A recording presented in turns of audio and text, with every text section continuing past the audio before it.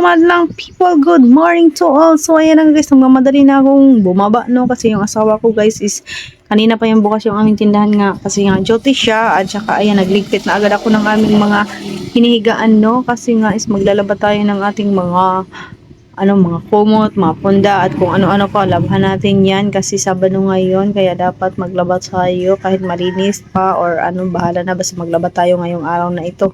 At saka ayun yung mga anak ko guys, sila daw yung maglalaba ngayong araw na ito kaya ayan kinuha ko na yung aming mga punda kasi hindi yan nalabahan nung nakaraang week ba, hindi yan siya na tapos minamadali ko na yan maglinis dyan kasi yung aking asawa ay inaantok-antok na yun. Ikaw ba naman magluto ng lumpia, magdamag hanggang umaga at hindi na yan siya natulog. At saka sabi ko mamaya na ako ibabak muna yung ating mga labahin, baka is magising na rin sa ating drone siya yung maglalaba ng aming mga labahin ngayon kasi isasalang lang naman yan doon sa washing tapos yun paikot-ikotin katulad ng ex mo, charit ba't napunta doon, char.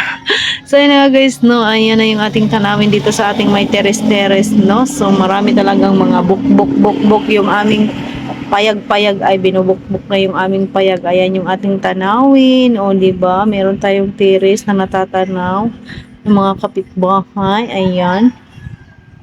At may papaya, may kalamansi, yung tanim nila dyan. O, diba? Maganda din yung ating view dito sa ating terrace. Kasi lang yung ating terrace ay bukbukin. Kaya hala, magbaba na tayo. Baka inaantay na tayo ng ating asawa, no? Kasi inaantok na daw siya. Kaya ayan, binaba ko na lahat ng ating labahin, no?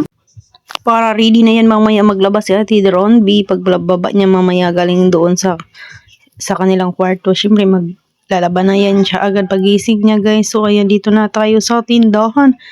Medyo madilim-dilim pa yung ating tindahan guys.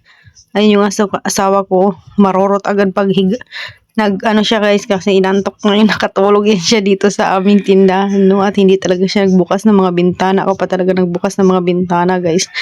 Nagulat siya kasi nga may nag-order sa amin yung aking kumari na nyog.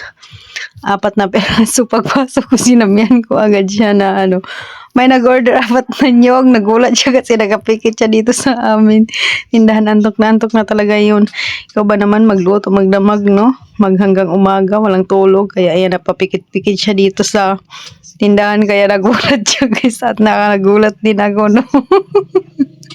Nagulat din ako pag sabi ko may napagkagod na 4 na nyog. Nagulat siya guys kasi nga napapikit ka siya dito sa tindahan. Talaga natatawa ako sa pagmumukha niya.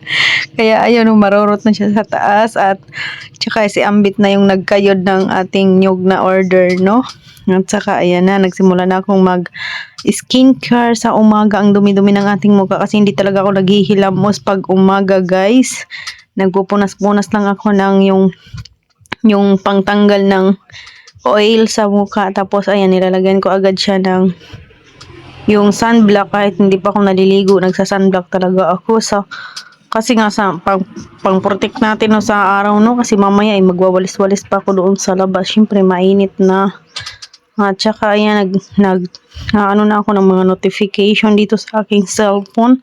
Nag-check na tayo at engage na tayo sa ating mga kamaritisan no. At saka ayan, sa mga hindi pa nakasubscribe ng ating YouTube channel, paki-follow na rin ang ating page. Sa mga hindi pa nag-follow, please follow my page, like and share. Salamat na gidaan sa mga magla-like and share. At saka ayan na, habang ako ay nandito sa tindahan, syempre lilinisin din natin yung ating tindahan. Araw-araw naman yan natin nililinis no, habang tayo ay nagtitinda. Pag ganitong mga oras talaga guys is marami na yung bumibili-bili no. So pagkatapos ay ayan na, humigop na ako ng mainit na tubig no, kasi hindi ako nagkakape pag sa umaga kasi nga bawal na sa atin magkape sa umaga, kaya mainit na lang na tubig. At saka yung asawa ko talaga is natatawa talaga ako kanina, napaidlip talaga siya dito sa tindahan no. Ayan, iniisip ko na yan dyan kung paano natin simulan at maglaban na si Ate Ron B ngayong araw na ito. So hanggang dito na lang yung ating video sa page. Bye bye, thank you so much.